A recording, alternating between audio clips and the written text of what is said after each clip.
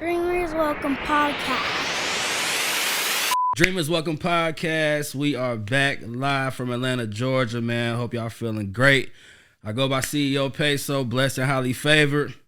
I'm traveling with this shit. The background looking different. The aesthetic is different because I know a lot of people in a lot of different places, and I'm blessed to be able to do that. Met my mans, I want to say maybe more than a year ago through 2020. Okay. Yeah, I'm about to say. Yeah, through shouts out to Donnie, man. He plugged me in. But introduce yourself for the people, man. I go by the name Trendz Luciano, man, the freshest kid alive. You dig?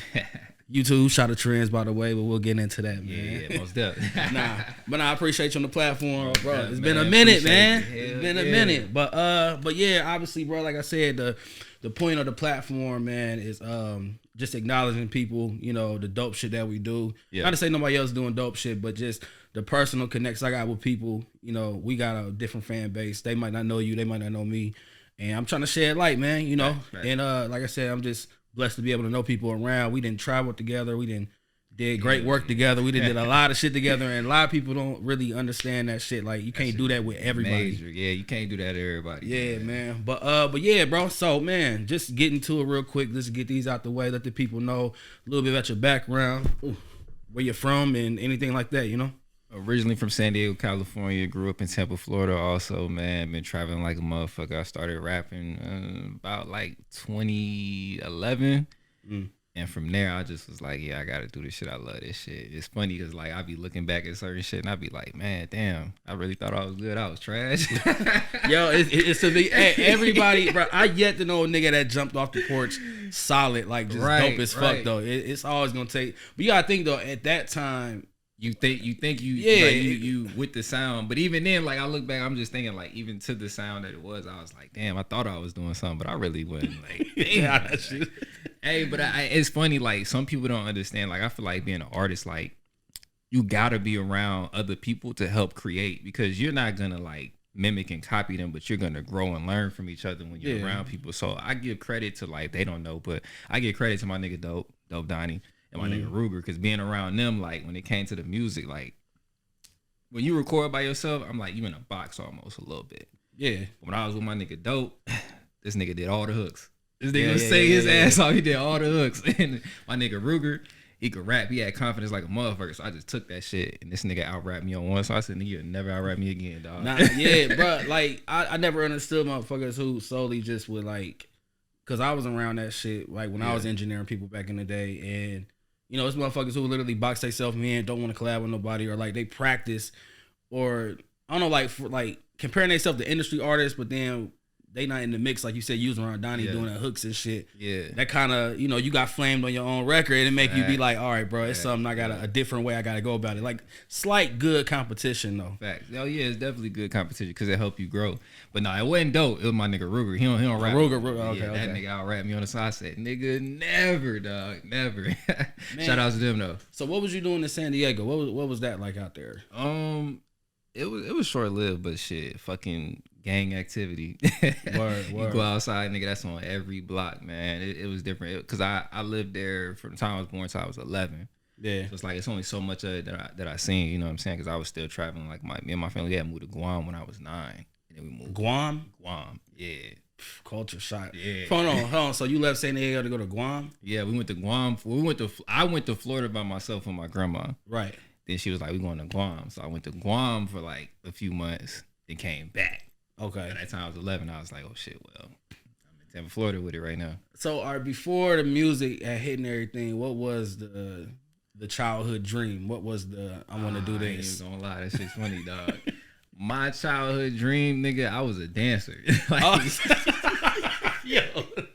Yo, straight facts, niggas don't even notice. It was still musical, but nigga, I was like, yo, I'm trying to be, what was that, America's Best Dance Crew? When that shit came out, dog. Nah, that shit had a crazy wave, though. Bruh, like, that shit was crazy. I had some homies who used to dance back in the day. Like, yo, I always could dance. Like, so I was just musically, like, that's what I was known for. Like, everybody known for something in high school. Like, me, like, I was like just a cool kid, but everybody knew, like, oh, that nigga dance. You know, he's saying cool, he dance all the time. You know what I'm saying? He cool with dummies. Like, not sports, 'cause I was too small. You know what I'm saying? Really wasn't into that. Yeah, so like, sports wasn't a thing for me. It was really just musically, like it was just dancing. Niggas would go to clubs, talent shows, all type of shit. That's what I did. And then I was like, yeah, I gotta do something else. But yeah, that's all I had. Man, so moving around, you said San Diego, Florida, then Guam, and back and forth. Did that affect your childhood at all? Because you was bouncing around, or did it just become like a normal thing? Did it help, or? When I think about it, it affected my childhood, but like not in a bad way, but just more of like when you come from a certain spot, like let's say you like some people they like they'll be from Dayton, like you grow up there, so you know a lot of people. You get to click tight with people. Like I don't know nobody from San Diego now except for family. You know what I'm saying? Yeah. Like so. You don't have that good friendship or that childhood friendship that you can keep strong because shit, time passes, people get older, people grow apart, shit like that. You know what I'm saying? So the fact that I was able to bounce around, it taught me to adapt, most definitely. So no matter where I go, I get to adapt, meet with people, network with them, or just be cool with them or whatever.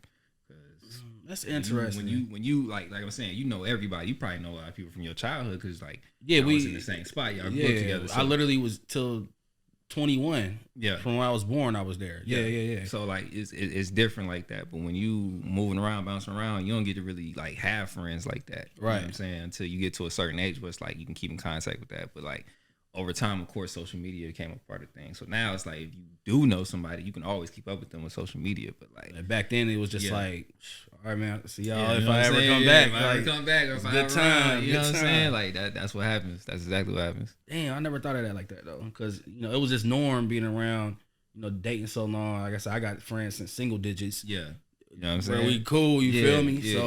Yeah. So adapting. I think that's a good characteristic to build from that though. Facts. When did the music hit you? When was it like I'm about to start doing this artist thing? Like how was that beginning stage? When I joined the army. Word. Nigga joined the army. I joined the army, dog. I was in the army for 6 months. And I went to my first duty station. They was like, we deploying in 30 days. Nigga, I'm 18. I'm like, bruh, nigga, what? Where y'all deployed to? We deployed to Iraq. After 6 months. After 6 months. Hold on, so when you signed up though, there was no expectation of like niggas. I didn't know. I ain't had no car. I ain't had no job. I ain't had no scholarship. So I was like, if I sit here where I'm at, like nothing's really gonna change for me. I know nothing's gonna change for me, so I'm gonna just take this route. So this was in Florida? I was in Florida. Yeah. So to me, it was like I ain't had no option. So in my mind, I'm like, yo, let me just go ahead and do this shit. So when I got there, I was like, what the fuck? Yeah. I'm in Iraq right now. Like, how the fuck I even get here so fucking fast? Like, this really happening. So I was over there. Months. I met a nigga who was doing music just randomly, and he was recording through the computer, through the laptop, and I'm like, word, no mic or nothing, just no mic or nothing, straight through the laptop, and I'm like, this shit. Oh yeah, I'm on this. Like, nigga, I can rap because I learned how to rap when I was younger in high school, but I never like took it serious. I just was like, I know how to rap. I'm like, okay, cool. Define learn how to rap. Like, how do you? Is it just through being through people, or? I think it's like really just jumping in and being able to do it. When you can like literally put words together, you can. To me, that's learning how to rap. To at least teach yourself how to rap. Now, being good at it, being trash at it is one thing. You know what I'm saying? Like totally that's still. I think anybody could rap, but can you be good at it? You know what I'm saying? So back then, I was just like, okay, well, I can put words together, I can rhyme. Don't mean I'm good, but I know I could do it. Yeah, so big difference between the rapper and the artist. Big difference. That's what it is. Big difference. Because it's a lot of fucking rappers out here, that's for sure. Yeah, don't knock to y'all, but I try to show love whenever. But hey, some of y'all gotta go back to the drawing board. But anyways, so you in Iraq, homie out there recording through the laptop, and I mean obviously I must have Wi-Fi out there. Yeah. And then y'all just started rocking with him, getting beats and rocking with him, like just learning how to do the shit. This nigga taught me how to record on it. It was fucking GarageBand. Yeah. Oh yeah, early days on the Mac. GarageBand. Early days. So I learned how to do that, and I was like, man, I'm finna learn how to do this shit. I'm gonna keep it going because I was like, this Iraq shit. I ain't never coming back here, dog. Like, how long did the army or the Iraq thing? What? How long was you in Iraq, and then how long was the army thing going on? I was in Iraq for actually 6 months. Wasn't even there that long, but long enough when you don't know too much of what's going on. But yeah, 6 months. So was you in a mix of like all the wild shit going on, or was it just like a prolonged, boring ass 6 months? It was a prolonged, boring ass 6 months because at this time, like the war in Iraq is kind of slowing down. Oh, okay. Shit is still happening. Like, because that shit was going on for a good long ass time. Like, don't get me wrong. Like, 15. People were still losing their lives out there. Like, people was like, we were still getting bombed in the process of all that shit. But like, it was slowing down. So where we was at, the base we was at, they was trying to close that shit down. So that's all we went out there to do, to help close the shit down. So that's all it was. Man, so damn near. Do you think that if you would have never made that decision, you wouldn't like to go to Iraq and then you end up, the universe is showing you what homie doing on the laptop? Do you think you would have never got into music still, or? That's a good ass question, bro. Because I mean, the way that lined up, it's just like you thinking like I ain't got no job, I ain't doing nothing. Honestly, nah. That's what sparked it. That's what really was like, oh, this nigga could do it. That's one thing. And then two, I'm like, I know I don't want to be here ever again. Like, I know this for a fact, so I'm finna do something. Because once I get out, I'm gonna do that shit wholeheartedly. Like, hit that shit sparked. That's crazy. Like, yeah. I mean, I don't know how much time you have on your hands out there, but I would assume that kind of made the process being there a little bit more funner, better. Kinda. That shit still was hell. but was hitting the laptop recording, was that something you was looking forward to on the daily once you got into it? I mean, yeah, because like it was a lot of shit going on. It was a lot of shit going on, but definitely that was just definitely like a little piece, you know what I'm saying? Right, outlet. A little outlet for sure. Like, that was my outlet. Yeah. So get back from Iraq. When does the music actually pick up of like, all right, I'm about to take this shit on my own hands, about to start doing this shit like serious? As soon as I get back, like, I don't even waste no time. I had a laptop, can't remember what program I was recording on, bought a mic, and I just started going in from there, just trying to get better. No, I take that back. But as soon as I got back, I started looking for studios. So I was in studios, going to different studios, little home studios and shit. And after a few months of that, I was like, bro, I gotta record myself. So I learned to record myself on another program. I can't even remember what program that shit was because I didn't have a Mac. I had a Windows computer. Okay. So it's like either like shit Cubase, Windows Asset, or ain't no telling. Whatever programs. Hella shit for Windows. Audition, Adobe. Yeah, I met Dope and got on that. Oh yeah, That's a different story. But yeah, met Dope and then got on that shit. So everybody got the different reason to like why they choose to like some people like big studios, some people like that shit, but then what was your reason like from wanting to be like, all right, I need to start recording myself? I think it really came full service when I learned Pro Tools, but it was just more of like, you can't work on your craft if you're paying someone to record. So here's a quick example. Let's say you find a beat, somebody give you a beat or whatever, and you like a song, you start writing to the beat or whatever. You writing your ass off, you writing your heart off. Right. You go to the studio that you done paid this session for. You get in there, you don't like how you sound, you don't like the song. You know how much time you done wasted and put in there? And or if you get a beat and you go to the studio and you just start making the beat, the song on spot, you know how much time you finna waste trying to make that song? And you don't even know what you're looking for, you're trying to do it? Like, nah. So the big studios is a great look. It's a great mix, but if you learn how to do it yourself, you can at least like work on your craft, because you can't work on your craft if you don't have nowhere to go to do it. If you got to pay someone, I got to wait to get paid. I got to go here. I got to wait on his time. I got to be on this time. Versus like for me, we in the studio right now, y'all, nigga. That closet right there, that's the booth. It's a homemade like right here. I get up and I walk in that bitch and like, what I'm gonna do today? Yeah. All right, we doing this. I got all the time in the world to do it. I could really work on my craft, like really like get better. That's how you get better. Like if you only have to wait on someone else, you can't get better waiting on somebody else. It's like giving permission. Like, nah, I'm not waiting on nobody. Yeah, and the crazy thing is like you would mention like the engineer, like the mix might not sound good or you might not sound good, and then that can be a huge like disappointment into somebody still pursuing that shit, because they'll be like, I thought I was gonna sound like something else, and then So that's a great explanation. Exactly, and then sometimes it's not. It might not even be the engineer. It could just be you. Yeah, because you gotta perfect it. Yeah, exactly. That's what it's like. You gotta be able to work on your craft at all times. If you gotta wait on someone else, then you're not gonna be able to work on your craft like that. So do you just not record in big studios at all? Because I know some people who they'll go just like, when like if it's just like a crazy vibe in the studio, the lights, the room, and no, I definitely record in there. I got a homie that come up here all the time. Jay Dante, he come up here with other homie Mike. When they come up there, that's literally when I go record in the studio. Okay. Like, cause they'll be like, pull up. Shit, all right, bet. You know what I'm saying? Because I know they done booked the whole session, but at the same time, like, I already know I could walk in comfortable. Ain't nothing going on. We get to do what we want to do. You're in good hands with it. Yeah, you know what I'm saying? Yeah. So, yeah, I record in any studio. Like, don't get me wrong. I love to do it. But if I'm just trying to do some shit on my own, or if I'm like, oh, I got this beat, I just heard it a few minutes ago laying in my bed, nigga, I'm finna get up and come in here. Like, I don't got time to be trying to go to another studio. You know what I'm saying? Like, nah. Okay, so that starts with the whole self-sufficiency of like Facts. you know, taking the music into your own hands. Facts. Because we're gonna get into it, because I'm just say it now, because you shoot your own videos too. Yep. We jumping a little bit, but from teaching yourself how to record yourself, and then obviously you probably got the camera to shoot your own video, so you don't have to wait on nobody, so you can take that into your own hands. All that. Did it ever get too overwhelming to try to learn all of this stuff because of, you know, how you want your stuff to sound, and then you gotta mixing and recording is not easy if you're doing it the proper way. But then now you taking on, you know, you shooting your own videos and stuff, and that's a whole nother like side of your brain that you need to take to learn that too. So does it ever get overwhelming for you to just have to take matters in your own hands, like learning this shit? Nah, and the reason why I don't get overwhelming is just because I'm just a creator. Like, I love to create. I wake up like, damn, what can I create today?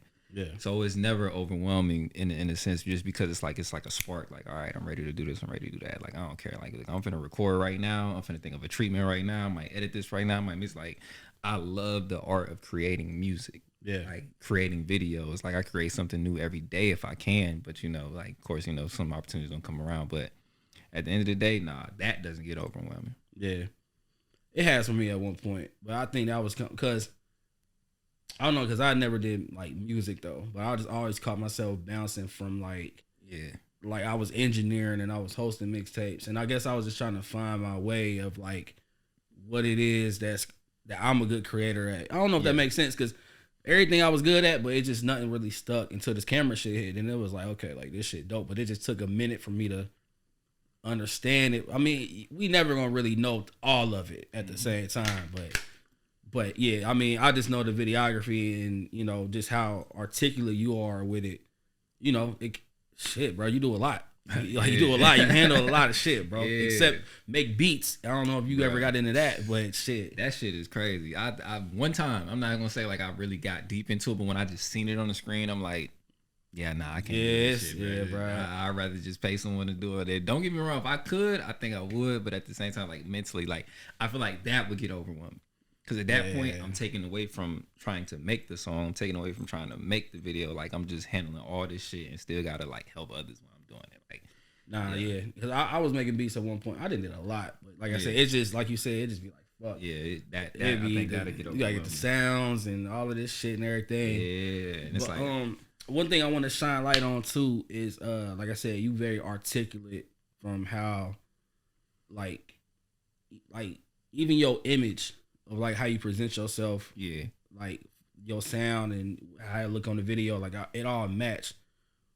Where would you say, like, why is that so particular to you, of like how you choose to, I don't know, you just got a distinct way of like how just you articulate everything to a T. I'm trying to get it out because I've been around you, and I'm trying to ask it for the audience, but it's like, why is that so important to you? When I see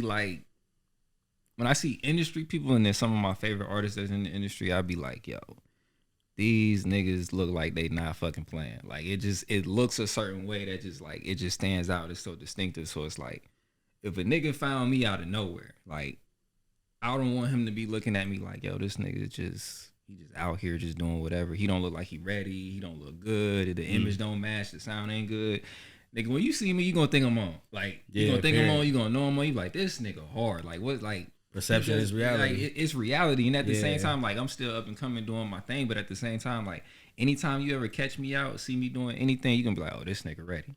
This nigga's there. I be telling my niggas that, right, at any point, I don't care if I'm at McDonald's getting something, like, you gonna look like something. Got to, like, to me, that's major. That's important. Like, of course, you can't always look like it, but at the same time, like, you gotta take that in perspective. Yeah, I mean, bro, the slightest like off look would make somebody judgmental. Like, oh, this nigga, you feel me? Especially when it comes to the music, because everybody like, oh yeah, well this nigga rapper, this. Well, what makes you stand out, or what makes you you? Yeah, when you doing this shit. All right, if you ain't got nothing to show for it, then shit is pointless. Like you might as well go back to the drawing board or just quit. Yeah, and the difference too. I want to tie these questions in together because, you know, you bounce around and you traveled a lot, and you know you was in the army and everything. Yeah. But then one thing that I appreciate about your music, and I've been a part of it with your videos, is you choose to travel. You choose to do destination videos a lot rather than, you know, utilize. I mean, we in Atlanta right now. You know, it's hella shit here we use here, but the importance of why you make these destination videos a thing though. Like, is it from you just bouncing around? Like, are you used to traveling? You want to shoot a video here that you remember what it looked like, or why is that so important too for the visual aspect? That's a good question, but I really think for me it's just like when I hear a song or I hear a sound, to me it's gotta look the way I hear it. So Atlanta, we in Atlanta, it's plenty of places you can go in this motherfucker, but at the same time, like some things I be wanting to be like, they either gotta look like a movie or they gotta feel like a movie, and it's like other places they might carry this certain feel, this certain aspect. So I'm like, yo, I gotta go here, I gotta go there, I gotta go there. Like I don't want to be trapped in one place. You know what I'm saying? It's like I said, it's gotta look a certain way, but it's just how I feel and what I imagine when I hear the song too. So as long as I see it that way, that's how it's gotta come out. Like, it don't even matter. But yeah, and plus I love to travel. Like why box yourself into one city? Yeah. There's so much shit out there. Like shit, I'm trying to do something overseas soon, like real soon. I'm trying to. Nah, that's a different feel. Like I was just thinking that shit too. Like I done shot a lot of videos in little parts of the U.S., big cities, but I need that. Like I've been in DR before and I shot, but you know, niggas trying to do a drone shot around the Eiffel Tower or some wild ass shit. Like I'm trying to like take it up there, dog. That shit. Matter of fact, dog, I fucking Tory Lanez. He did the track anyway. This nigga was, I think he was in Paris or some shit. This nigga was on like a top of some pole, fucking drone shot. And I'm like, bro. Oh shit, I remember that. Yeah. Like, come on, dog. This nigga like thinking big. Like, don't be thinking no little shit. Anybody can get in front of the camera and just start rapping. Like, nah, that's cool, but like, give me something to look at. Like, get a viewer something to look at. That's why I think every time, like, yo, the viewer finna look at this. Like, my next few videos, I done got treatments laid out for them. I'm like, bro, they not finna be the same. Yeah, Tory, bro, like, obviously, you know, that's somebody that we study his videos for sure. But that nigga, one thing I realized and I like about his video, or love about his videos, is he create moments when you watching that shit. Facts. He got a lane of like, you know, you about to watch some shit that's about to be like, like, all right, this nigga about to go, this nigga about to go in on some wild shit. Yeah, man. So one of the key components I hear through all the conversations, bro, is your discipline towards the music, and you know, you discipline yourself to, like, you know, from the sound to your style to how you look to the visuals. How much bigger do you see it going? I mean, I know you say you want to, like, you know, it's more than just the videos, but you know, from what you accomplish now, how much bigger do you want it to go as far as like just from where you started from the beginning to like where you at right now? If that makes sense.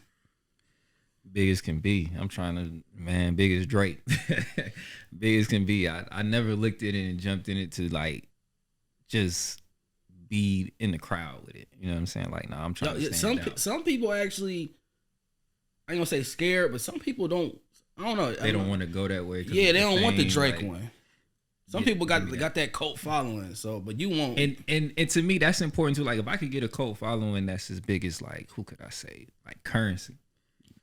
That nigga has a cult following. Yeah, that's a great example. He is straight. Like, he's not the biggest artist. He ain't the little artist at all. That nigga straight. If I can get that, I'm Gucci. I could live with that. But like, I want the Drake because it's like, it's so much to me that's bigger than life. That's bigger than us. Yeah. Like what you could do at that level, what you could see at that level, what you could see at that height. Don't get me wrong. It's gonna suck to be able to not walk into Walmart or some shit like that. But at the same time, like, shit, I like that shit. I Instacart my groceries, nigga. No. And I ask that. I mean, I say that too because I don't think nobody gets into it to go at a medium level. Like, I know people get into it to be at a, like, you know, they inspired by, you know, you got Nipsey on the wall, or facts. You know, they get inspired to get to that point. But I just know some people just like, I don't know. It's weird. It was weird to me until they broke it down like that, though. Nah, most definitely. But I would like to be at that level, but as long as I could be me. Because I know, like, some people get to fucking answer. Man, some people to get to that level and they got to change so much of them. They got to put out different songs they don't want to put out. Like, if I could be me while doing this shit, I want to do it. Like, I mean, even with Tory though, and Tory, he there, but he still do him though. Yeah, all day, like that nigga, all day. Like, I gotta be me. I can't be nobody else. I don't want to be nobody else. I want to carve my own lane, create my own lane, and still be me while doing it, and feel like, all right, I made this decision because of this, not because someone else is behind me trying to, like, nah. I made the decision because it's me. Yeah. Do you got any top influential artists that you really like geared towards to, and just study their craft, fuck with their craft, and just well-rounded just artistry? Yeah and no. I think like I really just kind of like carved out my own lane, so I don't really like try to be like nobody. I still study people because it's important, because I feel like you gotta see where the game goes and what you can do. Like, how can you jump in and jump out, not take nothing like as like jump in they wave and keep that shit and copy, but like, where can I do this? Like, maybe this will change up if I put this in this song, if I put this ad lib in this way. But I would say the people that inspire me, Wayne for sure, like number one, because that's what made me start rapping. As far as like when I was 13, I was like, okay, this is how I'm gonna rap. Then when I started rapping for real, that's what I wanted to sound like. Yeah, he's the great, you know what I'm saying? So I would say him, Drake, like old Drake, like when he came out with Wayne. So Far Gone. Yeah. Fab, I get those comparisons, especially when I normally rap without auto-tune. Tory for sure, because like Tory is a person I feel like that helped me keep going, because when Tory came out, the nigga sounded like different people at one time. So for me, when I was still trying to learn how to, get my sound, I was like, damn, I just don't sound like I did on this song. And I'm like, nigga, if this nigga can do it, why the fuck I can't do it? Yeah. So I'm like, you know what? I'm gonna keep going. I'm gonna find my way. So definitely Tory. I would say Big Sean. Oh, man, hell yeah. You did a nice list right there, because that's Oh, one more. Can't forget Tupac. Oh yeah. Those people, it's right there on the wall. Right there. Yeah, got Nipsey up here. Like, I got Nipsey twice in here. Twice in this motherfucker. Yeah, man. Tory's super versatile too. Like, so that that's nigga, another thing. His range is ignorant, man. So before we wrap up, man, I ask everybody, what is a good quote or a piece of advice that you live off of? Oh man, I said it before in the interview too. I'm trying to think off the top of my head. Basically, here's what I want to say.